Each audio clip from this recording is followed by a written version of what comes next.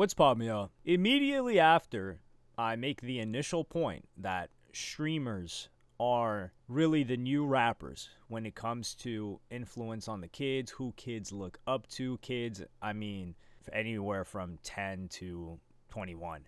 What happens is this case with Fanum that further proves my point. So Fanum's one of the AMP members. I think he's one of the founders. I actually don't know too much about him other than he's Dominican, he's from New York, and the whole Fanum tax thing is from him, like taking people's food. I actually don't know about him that much. I just really know about Kai and I guess Agent, and I just see Duke clips here and there. So I am relatively, I wouldn't say green, but I'm not too in-depth with these guys. But I don't need that to illustrate my point. So Fanum was at this parade, I think it was the Dominican parade in New York, and he gets pulled over while driving around his Lamborghini Urus, a purple Lamborghini Urus, so this car clearly sticks out at a parade like that. And then he gets his car, he gets pulled over by the police, NYPD, car gets taken, and these guys take some flicks with his car. And he posts up on his story and says, "For those asking, I got my Urus back 4 hours after NYPD glazed me and took it. They just wanted to drive a lamb, laughing emojis. Y'all decided to pull a gun on me and all them kids for what? We had a permit to be in the parade. Then after NYPD carjacks me on stream, they pose up with my vehicle like a photo shoot. Them suits on the way, I got bag and time, let's really do it. Might buy a Bugatti after this." And it shows a picture of one of the officers that I'm guessing either pulled the gun on him or confiscated the vehicle. These guys, they definitely didn't just show up there randomly, especially after the last incident with Kai Cenat. He even said they had permits to be in the vicinity. What begs the question is you're probably thinking, oh, well, man, what does this have to do with rappers? Well, who do police usually mess with, right? If they're riding around, rappers. They're pulling over rappers, especially if they know who they are. They're trying to see what they've got. And granted, there is more of a quote-unquote reason, if you want to call it that, for police to pull over rappers. Rappers are notoriously known to carry firearms. They are known to carry drugs. And you know they're smoking weed, so that gives you permission, not permission, but that gives you the probable cause that you would want as a police officer to look through the vehicle and hopefully for yourself find something else that you can arrest them for. And rappers are known to be affiliated or in gangs, which, hey, they may be moving drugs around. I mean, look at Kodak Black. He got caught riding around, bringing guns across, I think it was state lines or country lines. They were saying that was an accident by Kodak Black. But regardless, these are all a bunch of reasons why cops will usually pull over rappers whenever they can, on top of them just wanting to mess with them.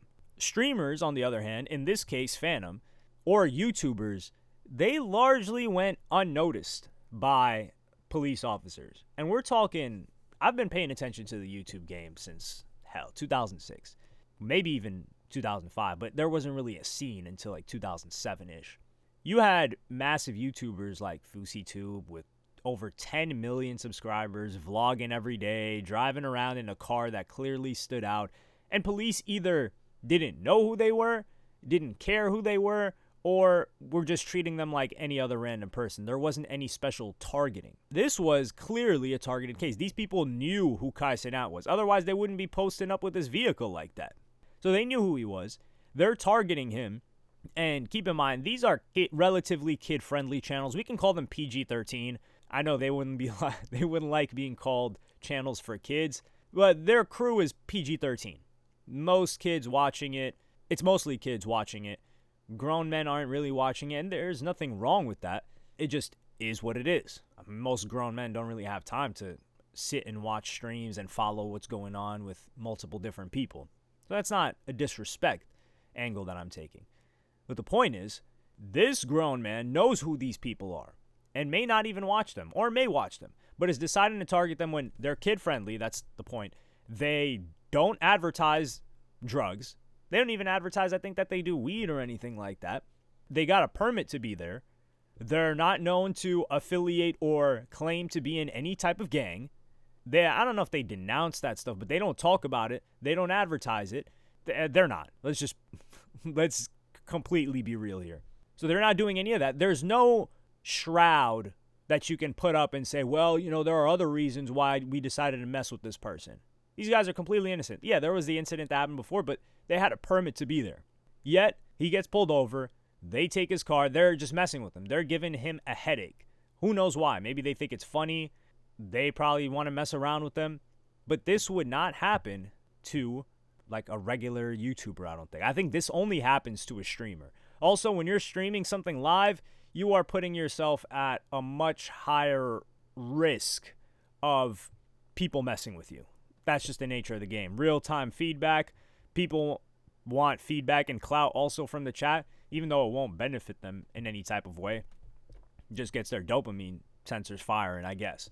So that is another example where if you're not culturally relevant, if you're not moving and shaking things, police are not going to mess with you like this. On live, while you've done everything correct. And he got his car back 4 hours later. So it's not like they came in and said, oh, well, we found something in the vehicle, which they were looking around to try and find something. So now, unfortunately, for AMP and some other streamers that decide to do stuff outside, they're going to get treated like rappers with the praise that I was talking about earlier, with kids looking up to them and wanting to be like them, and them moving culture, whether it's fashion trends, whether it's the music taste that they have. They're also probably going to deal with the negative consequences, which is police trying to make some sort of an example out of them because they know how much young kids look up to them. And Kyle already had to deal with this with the whole, I wouldn't even really call it a riot, but the whole mess that was the initial giveaway. And he did his job, which was trying to work with the city government. And the city government understood how much of an influence he had and how much that influence could be used positively, which I think is a great thing. And overall, I think these guys are just doing positive stuff. And this is why I like that they're kind of becoming the new rappers. Because if these guys are who people want to be like, what are they doing? They're filming themselves. They're trying to make people laugh. They're having fun amongst their friends. That's a lot better of an alternative than K Flock, that's 13, with other, or 15, 16, who knows, that's got other 13-year-olds looking up to him like, yo, we need to get guns and get active in gangs and start chasing ops around on IG Live to 151 viewers. Hey, maybe police should think about it like that. As long as you're getting this drill wave out of here, and these guys are from New York, a city that has been getting worse, quality of life-wise. Maybe the crime stats aren't representative, but if you've spent some time in New York, it is not as nice as it was in, let's even say, 2018, 2019. But that's just what I got to say about the point. I will probably keep coming back to this to give more proof and more evidence whenever something supports my claim. And I'm not saying all streamers are kind of the new rappers. I'm saying specific streamers. In particular, I would say AMP as a crew is a good example of, like, hey, these guys are influencing young kids and culture in a way, or in a similar way, that rappers have been doing. Other crews, I wouldn't say so much. They might be influencing the suburbs. But, hey, rappers were influencing the suburbs too, I guess. But we'll see. Glad for Fanum that he was able to get his vehicle back. And hopefully he doesn't have to keep dealing with the situation. But that is, unfortunately, the price of fame.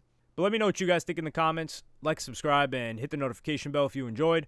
Follow me on Twitter and Instagram. Thank you for watching. Peace.